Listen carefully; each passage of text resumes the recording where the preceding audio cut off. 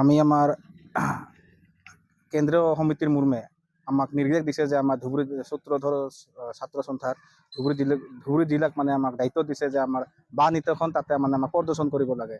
তাতে আমাক মুখ্য অতিথি হিচাপে থাকিব আমাৰ অসমৰ মুখ্যমন্ত্ৰী ডক্টৰ হিমন্ত বিশ্ব শৰ্মা।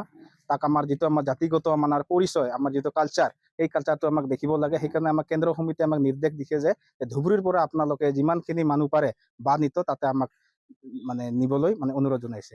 সেই উদ্দেশ্যে মৰ্মে আমি আজি 3খন মানে জিলা মিলি আমি মানে এই আখৰাখন আমি আজি প্ৰতিষ্ঠিত কৰিছোঁ।